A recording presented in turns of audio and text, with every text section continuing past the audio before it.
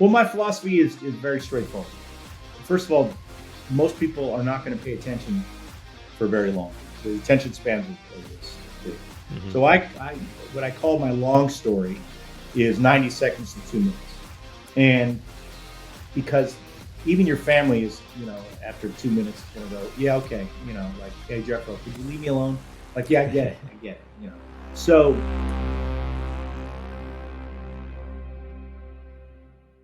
All right. Well, I'm really excited for today's episode because my guest today is someone who really gets it.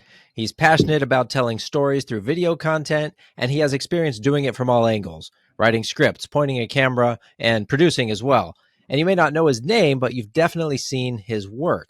He's worked with companies like ESPN, CNBC, Sundance, Adobe, and plenty of others. And you may have even seen him in the Netflix documentary about American Gladiators, because yes, he worked on that show too. Suffice it to say, he knows his stuff, and it's important that you guys pay attention to what he has to say, because even though his work has been Emmy nominated, and even though he has worked with huge studios, he actually loves working with small businesses. And with his help, he's been able to launch small companies into huge brands just through the power of video storytelling. And that's the opportunity that I want us to explore today. So please help me welcome Rich Bornstein. Rich, thank you so much for being on the show. Hey, thanks for having me, Jeffro. I appreciate that intro. Wow, it makes it sound like I've actually done some things in my life. So, You're very modest. It's amazing how many, of all the things that I've done in my life, people have been stopping me these days because of the Gladiators. It's like, were you on my TV last night? I keep getting that a lot. And, I forget, because I'm here to tell you, we did not know that it was going to be the landmark that it's become. We were just trying to stay above water. In today's world, we would be a runaway hit. And definitely back then, we were not considered a hit. So, they can rewrite history all they want. I believe that show set the foundation for the best of reality TV, if there is such a thing.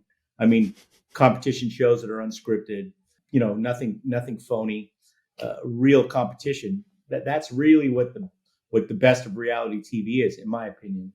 And without that show, you don't have that kind of thing.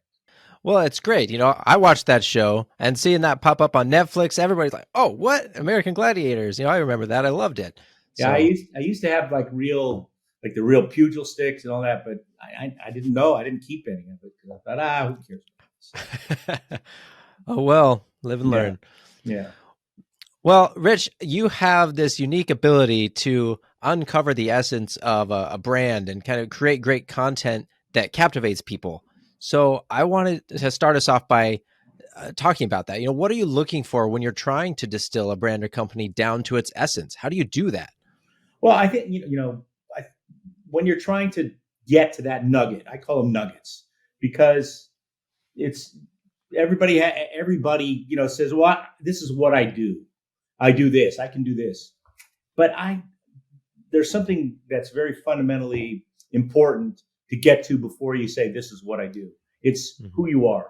What makes you passionate?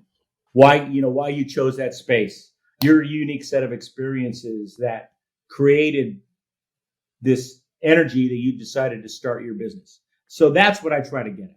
Like the human emotion that is, this is why I am doing what I do. Because otherwise there's nothing to differentiate you from somebody else. Zero. It's like, oh, okay, why would somebody pick you than the other one? Well, then it becomes just if somebody referred you and all the rest of it. But if you're trying to tell people, hey, this is what I do, start with why you do what you do. Start with that inherent charisma.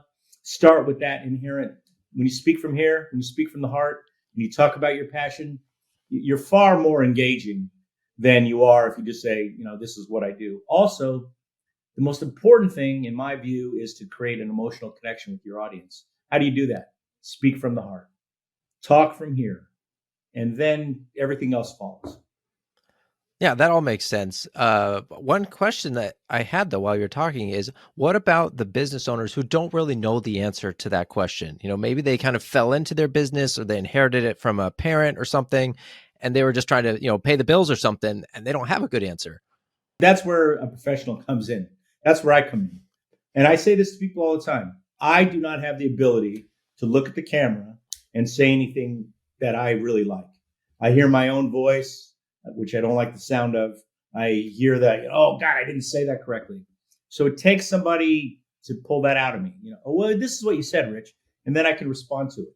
And it's very odd because I've interviewed literally hundreds of people of all strata. So it's easier said than done.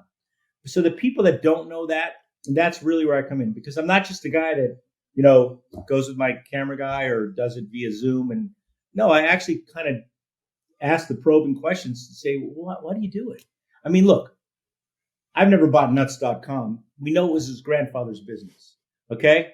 Mm-hmm. That's an example of creating an emotional connection. Oh, it's a family business. I get it.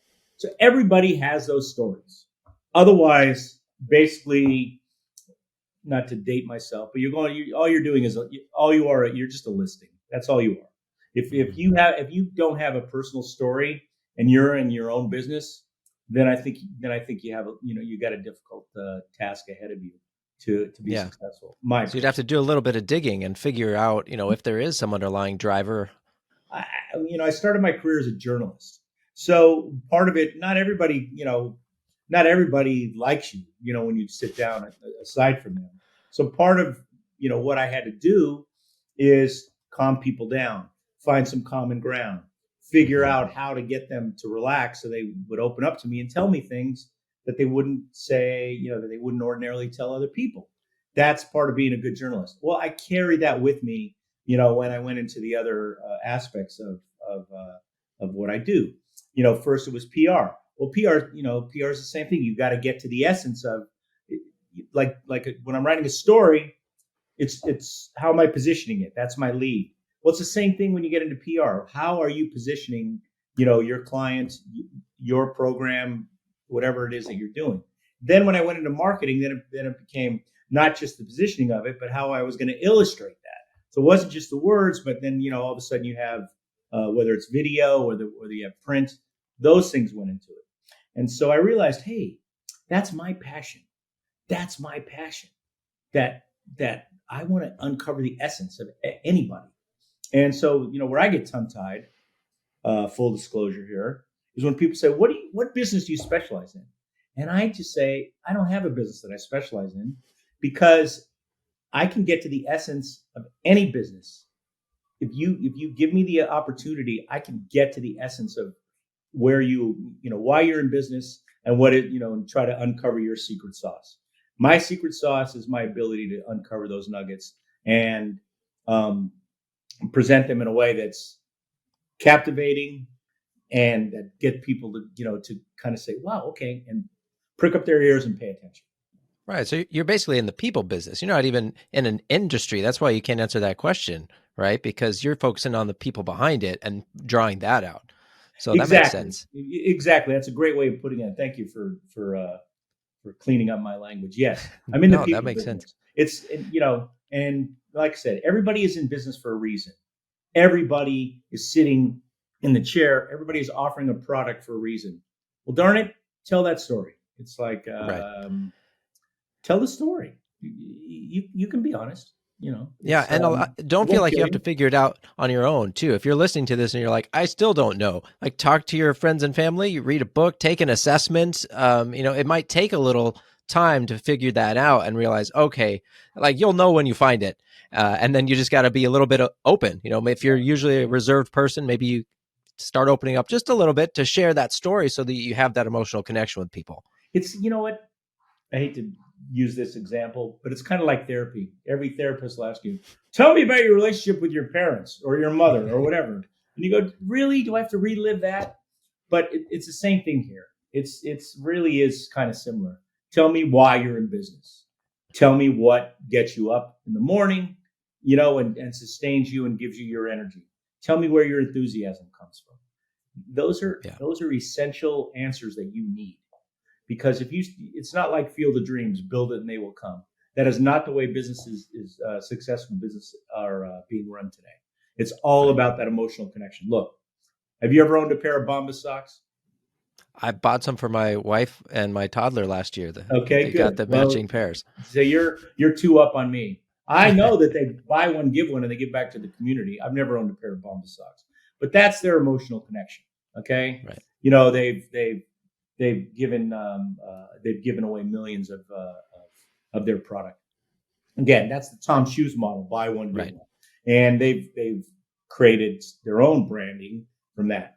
That's an example, another example of creating that emotional connection. If they just went out and said, "Hi, I'm Bomba Socks," we're great.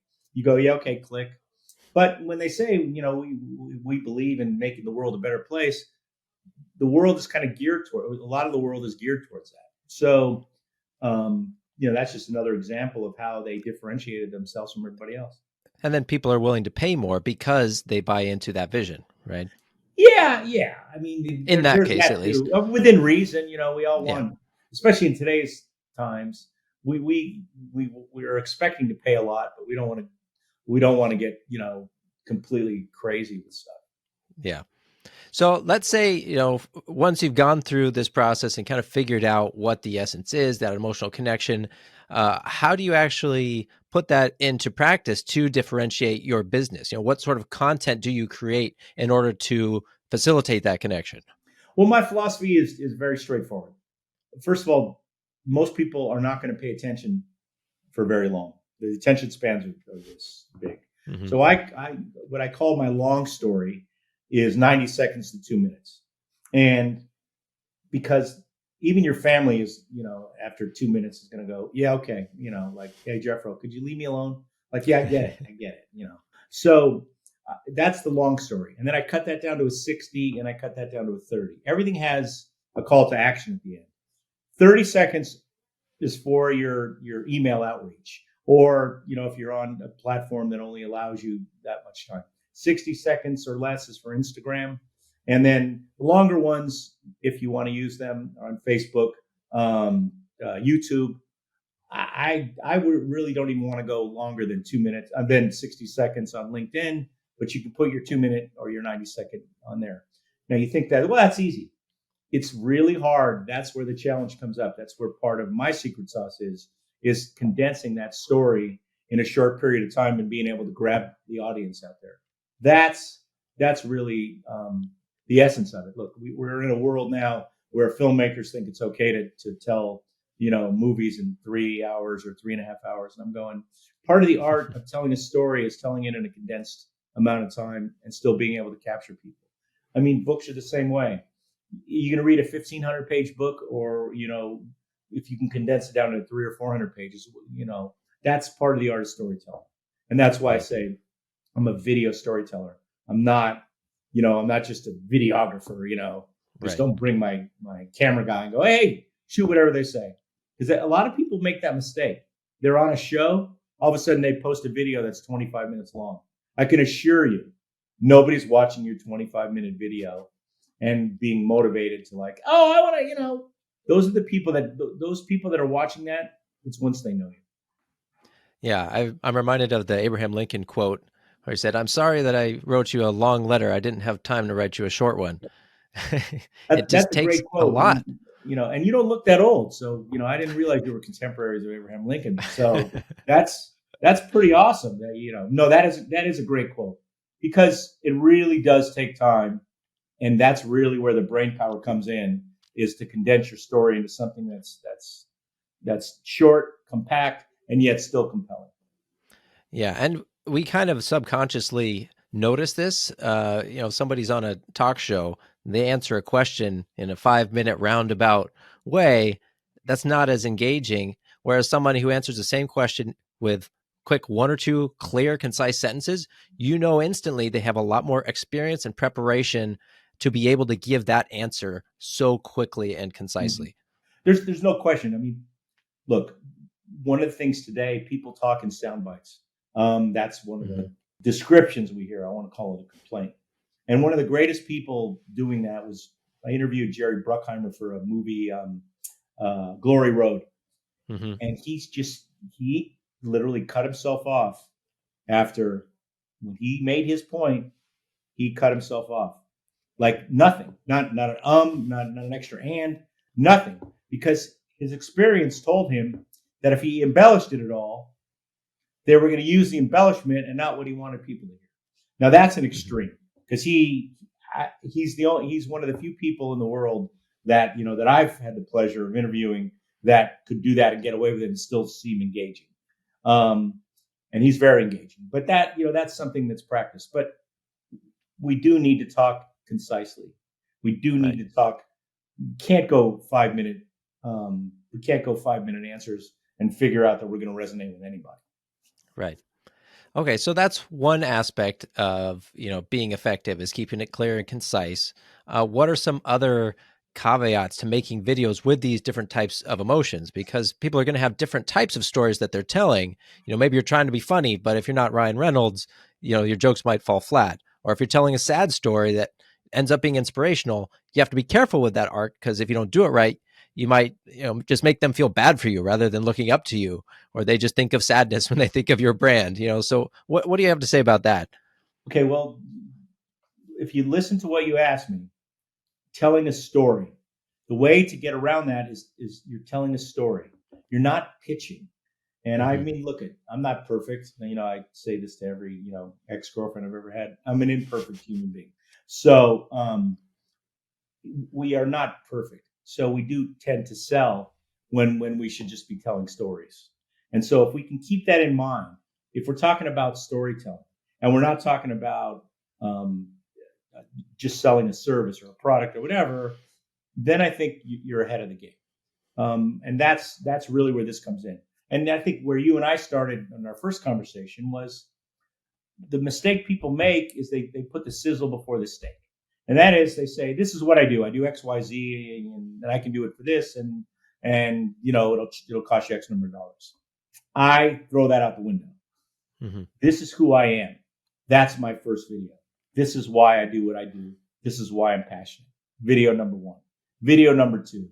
My passion translates into this, and therefore that's why my product or services or whatever is different than else is out there, because my uniqueness creates a unique service, a unique product, a unique project.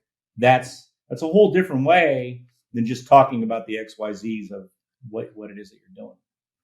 Right. And one thing I wanted to point out is that if you skip that first step of figuring out your why or what that emotional connection is and just say, okay, I got to tell a story, and you're going to either make up a story or it's not going to feel real and it's not going to resonate. It's going to feel forced.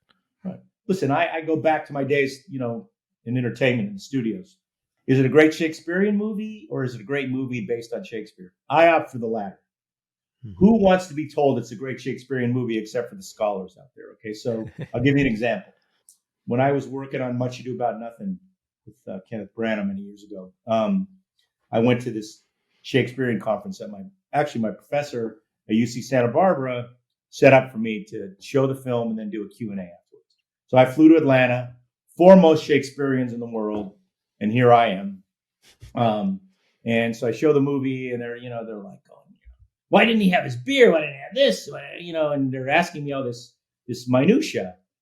And I said, look, I've worked with Ken Branagh long enough to know he's interested in great entertainment that's based on the Shakespearean script. He's not interested in covering every nuance just because it just happens to be on the page. He's a filmmaker. He needs to make decisions on what's there, what's not. Well, this is many years later. I can still hear the hissing from the crowd, and then I was devastated, part of me. And then afterwards, my professor kind of grabbed me and he goes, "Hey, Rich, you have to understand. Most of these people that are there, they've never seen a movie about Much Ado About Nothing. Okay, they've seen like community performances, so they don't know what they're seeing. And guess what? That was a great movie. I mean, that was groundbreaking in many ways. Okay, yeah, Denzel Washington. So you had colorblind casting back, in the day, which we used to call. You had Michael Keaton, which was kind of like his Beetlejuice type character. I mean, you had so many things. I mean, Kate Beckinsale was, that was one of her first major roles. I mean, she's become a major star. So and there were a lot of great things in that besides, Kenneth Branagh and Emma Thompson and some of the other fantastic people that were in it. So it was truly a great entertainment. But Yeah. the point that I'm making is, you got to know your audience, and Right. It's not for everyone. You got to they know were who you're hissing. They were talking hissing to. at me. I still hear it. Right. If your audience was Shakespearean scholars, you would have made a different movie. Right, Right. But right. it wasn't. It wasn't. Yeah, he was making it for the masses, and he wanted Exactly. people. He wanted as many people to be entertained and excited by it as he could. All right. Well, here's another question that's related to that, because you mentioned people get confused; they put the sizzle before the steak. Sometimes when you're too close to something in your business, how can you tell the difference between just adding polish versus adding fluff? Well, I think that's where a professional comes in. I mean, we're all our best yes men. Oh, you're fine. Or conversely, we're also our biggest critics. Like, oh God, I'm worthless. I'm a failure. I'll never get this right. So that's where I think you need a sounding board. You need someone else that is, while they're emotionally attached to making something good for you, making something worthwhile for you, they're not emotionally attached to your experiences. They're looking at it for what it is. And it's like anytime that you're talking to somebody that has that they're showing a finished product, and you go, well, but I saw some other stuff in there. Why didn't you use that? Oh, you know, I didn't feel good that day. I didn't like my hair that day, or she was sick and whatever. It's like, no, if it doesn't, if I am looking at it with a clean eye and I don't know that, I don't need to know the backstories. Though Mhm. that's what you're bringing to the table. That's your baggage. That's not Right. what other people are doing. So that's why you got to get out of it. And that's why it's really hard for most of us to do this stuff on our own. Look, there are brilliant people. I mean, I've watched it. They hit the record button and they talk and they can be entertaining and they're fantastic and then whatever. I, Most people are just not like that, in my experience. Yeah, you either need the experience or you need someone to draw it out of you to Yeah, get to that point. yeah. But So, very few people, and I got news for you. The people that do that, they're talking 15, 20, 25 minutes. They are yeah, not telling stories within 90 seconds. I mean, at least right. from what I've seen. All right, Rich, let me ask you one last thing before we kind of wrap up here. Do you have any other suggestions or tips for someone who has a business but they've never done video for whatever reason and they, are interested? How would they kind of go about getting started? Okay, well, there's two things that you can do in terms of, you haven't done video. You have to practice. So if you have a decent camera or you're using your phone, practice. Okay, sit there and I don't like scripts when you're doing something like that, because then you're thinking about the script and you're not thinking about speaking from the heart. But if you have your bullet points that you want to make, then I think that's what it is. The other thing is seek out a professional. I mean, it makes all the difference in the world. And I tell this to people, all the time. I was interviewing somebody. I'm in LA, and I was interviewing someone in Boston. And I said, well, can you record it? We'll do a Zoom. But if you can record it locally and send me that footage, that'll save the travel and I know, the expense and all that kind of stuff. And he said, yeah, we have a thing here, Rich, called Costco. So I think I can get a decent camera. So, which is the other point. Don't think just because you have a Longitech, that you're using for your Zoom, that's good enough. You want to look as good as you can look on camera when you're doing these things. You don't want it to feel like you're fuzzy. You don't want it to feel like you're, somehow any little thing is going to be distracting. You want it to be as perfect as it can. And the other thing that I tell people, and I've gotten into with some people about this, I'm not somebody that likes, unless you're doing a commercial, I don't believe that you look directly in the camera. It's very off-putting. It just feels weird. Every little nuance. To me, what I strive for is you're kind of overhearing the conversation. Oh, wow. Okay. It's just a conversation. So I like to get that conversational feel. And that means that Mhm. your angle is a little bit canted. It means it's a little bit off center. You're not like looking directly in the camera. Again, not everybody agrees with me on this, But if you look at, what's going on, what you view, you're not really, unless, like I said, unless it's a commercial, unless, it's the lady from Mondo, talking about, male deodorant, she's talking directly to the camera. I get it. Okay. But for business purposes, I prefer that you're having a conversation with the audience, and that's different than making them uncomfortable.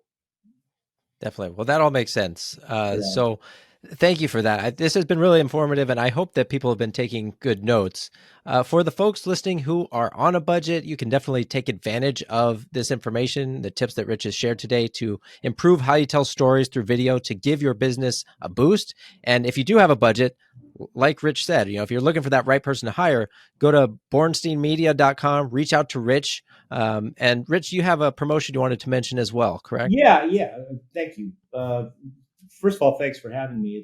It's been great. It's always nice to step out of your comfort zone. And I'm used to being on your side, so it's anytime I can do this, I feel like I've, it's just another notch. I get more comfortable doing it. But yes, my basic package for the 2 sets of 6 videos is $10,000, or thereabouts, depending on various factors. I'll give anybody that mentions this a 20% discount, because I want everybody to feel comfortable. And if that makes them feel comfortable, if that realize they're not going to be strangled by that, that's my goal. My goal is always, I'm not in the one-off business. My goal is to be part of the team. My goal is, hey, whenever you need something, you need a story to be told, that you're gonna call me and go, hey, Rich, can you do this? And I'm going to say, yeah, I can, of course. And the other thing that I offer is, I don't rate. When you hire me, you hire me. I mean, I'm not an editor. I have my guys that do that. I'm not a shooter. I have my guys that do that. But you get me. I'm the one that's producing it. I'm the one that's scripting it. I'm the one that's crafting it. So it's not like I'm passing you off to some junior, person that I have working for me. Here, write a script for Jeffro. That does not happen. Okay. So I treat everybody like they're the president of the biggest corporation in the world. Why? It's because that's the way I want to be treated. I remember when I was at Paramount Pictures, I said to somebody, I said, why you, she was equivalent to me. And I said, why are you nasty to people? And she said, well, I was an assistant. That's the way people treated me.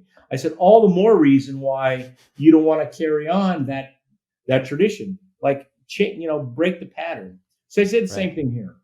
I know a lot of people need this kind of thing. I work with people. I don't, I'm not a guy that's just going, take me to the highest bidder. I don't take on all clients because of that. I'm very picky about, what it is that I do, and your success is my success. If I can make you successful, if I can help your business grow, guess what? I'm going to look good. I'm going to feel good looking in the mirror in the morning. And, when I'm taking the dog for a walk, I'm going to go, hey, I helped Jeffro get to the next level. That's exciting for me. Yeah. And when people are hiring you, they're getting all of your experience, right? Right. All these years, all this stuff you've done. So that's awesome. Thank you so much for that promotion discount as well. So thanks again for being on the show. Thank you, everybody, for listening. I really enjoyed our conversation, Rich. And until next time, take care.